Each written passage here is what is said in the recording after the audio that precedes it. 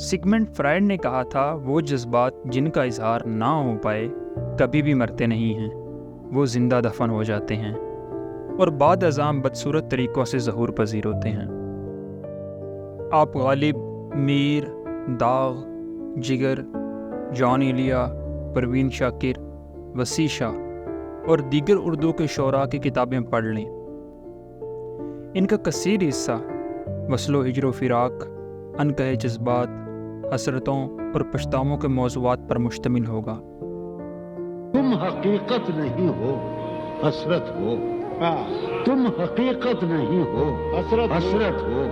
جو ملے خواب میں وہ دولت ہو۔ زندگی سے یہی گلہ ہے مجھے، تو بہت دیر سے ملا ہے مجھے۔ کیا بات ہے، واہ واہ واہ۔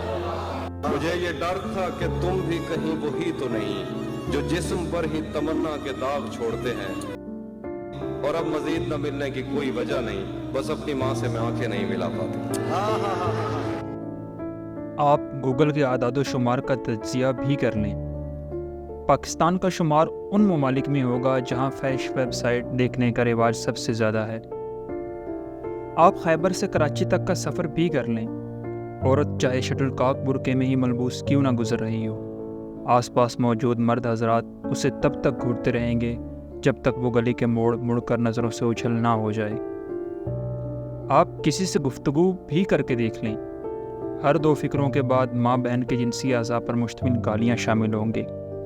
آپ پاکستان کے ڈرامے، ناول، ڈائجسٹ، فلمیں بھی دیکھ لیں، یہ عشق، معشوقی اور لو افیئر کے ارد گرد گھوم رہے ہوں گے۔ آپ ہر روز اخبار بھی پڑھ کر دیکھ لیں، کسی نے میم بی بی کے ساتھ یا کسی فے نے کسی شین بی بی کے ساتھ زیادتی بھی کی ہوگی۔ آپ کو کہیں سائنسی ڈاکومنٹری، مریخ پر زندگی یا روبوٹکس کا تصور تک نہیں ملے گا۔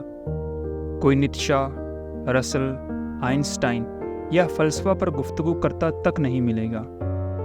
آپ اندازہ کریں کہ قائد اعظم پر بننے والی فلم جناح ایک برطانیہ کے پروڈکشن ہاؤس نے بنائی، اور صلاح الدین ایوبی پر کنگڈم آف ہیون نامی فلم ہالی ووڈ نے بنائی۔ ہمیں توفیق نہ ہوئی کہ کبھی قائد اعظم، علامہ اقبال یا اپنی تاریخ پر کوئی ایسی فلم یا ڈاکومنٹری ہی بنا لیں جو ہم فخر سے باہر کی دنیا کو دیکھنے کے لیے پیش کر سکیں۔ ہم ہالی ووڈ کی فلموں پر تو بین لگا دیتے ہیں، مگر سٹیج ڈراموں کے نام پر مجرے اور کیا کچھ نہیں دکھایا جاتا۔ آپ اندازہ کریں کہ ہم نے صدیوں کے غور و فکر کے بعد اپنی زرعی روایات و اقدار کی بنیاد پر ایک ایسا مثالی معاشرہ تشکیل دیا ہے جہاں شادی کرنے کے لیے ایک مرد سے یہ توقع کی جاتی ہے کہ وہ پہلے تعلیمی ڈگریوں کے انبار، نوکری، گھر، گاڑی، بینک بیلنس بنائے، تاکہ جب جوانی اختتام پذیر ہو تب شادی کا سوچے، یعنی اپنی آدھی سے زیادہ عمر کنوارا گھومتا رہے۔ لڑکیوں پر جہیز کا بوجھ الگ۔ اگر یہ ایک تسلیم شدہ حقیقت ہے کہ جنسی تسکین ایک بنیادی انسانی ضرورت ہے، اور جب تک انسان کی یہ بنیادی ضرورت پوری نہ ہو انسان دیگر تخلیقی کاموں پر بھرپور توجہ نہیں دے پاتا، ذہنی خلفشار کا شکار رہتا ہے، تو ہم یہ حقیقت ماننے سے انکاری کیوں ہیں؟ ہم کب تک نیوٹن، آئنسٹائن، بل گیٹس کے بجائے شاعر، مجنوں، رانجھا اور غمزدہ نسلیں پیدا کرتے رہیں گے؟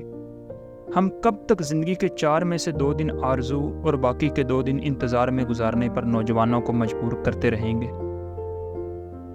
دنیا کی کون سی سائنس، دنیا کی کون سی نفسیات اس معاشرت کو درست کہے گی؟ ہم کس کو دھوکہ دینے کی کوشش کر رہے ہیں؟ ہم کس سے جھوٹ بولنے کی کوشش کر رہے ہیں؟ یہ کیسا نظام زندگی ہے جہاں بنیادی انسانی ضروریات کے اظہار اور تکمیل پر پابندی ہے؟ گھٹن ہی گھٹن ہے۔ جب سچائی اور حقیقتوں کے اظہار کے تمام دروازے بند کر دیے جائیں تو ہوتا تو تب بھی وہی سب کچھ ہے، مگر منافقت کے پردہ میں۔ ہر شخص فرشتہ صفت ہونے کا دعوے دار بن جاتا ہے، اور ڈھونڈنے سے بھی کہیں کوئی انسان دکھائی نہیں دیتا۔ ہمیں ماننا پڑے گا کہ منافقت پر مبنی معاشرے کسی اور سے نہیں بلکہ اپنے ساتھ جھوٹ بولنے کا بیوپار کرتے ہیں، اور خمیازہ بھی پھر خود ہی بھگتتے ہیں۔ منٹو بتا گیا تھا، ہم ایسے معاشرے کا حصہ ہیں جہاں اپنی خواہشات کے دبانے کو بڑا ثواب تصور کیا جاتا ہے۔ 1400 سال پہلے حضور نبی اکرم صلی اللہ علیہ وآلہ وسلم نے بتا دیا تھا کہ بلوغت کو پہنچتے ہی بچوں کے نکاح کریں۔ اب ہم لاکھ رونا پیٹنا کریں، حل یہی ہے، ورنہ سب اپنے اندر یوں ہی جلتے کڑتے رہیں گے۔ حالات مزید برائی کی طرف جاتے دکھائی دے رہے ہیں۔ ممبر پر بھی اصلاح سے گریز کیا جا رہا ہے۔ آگے نسلوں نے پتہ نہیں اور کیا کیا بھگتنا ہے، ابھی تو آغاز ہے۔ اسلام میں صرف لڑکے کے بالغ ہونے، لڑکے کو بیوی کے نان نفقہ پورا کرنے اور بیوی کے حقوق پورا کرنے کی شرائط ہیں۔ باقی سب رسومات ہیں جن کی وجہ سے غریب لڑکے کی شادی نہیں ہو پاتی۔ توڑ دو ان فرسودہ رسومات کو اور اسلامی طریقے پر وقت پر شادی کراؤ۔ برائی سے بچو، نکاح کو آسان بناؤ۔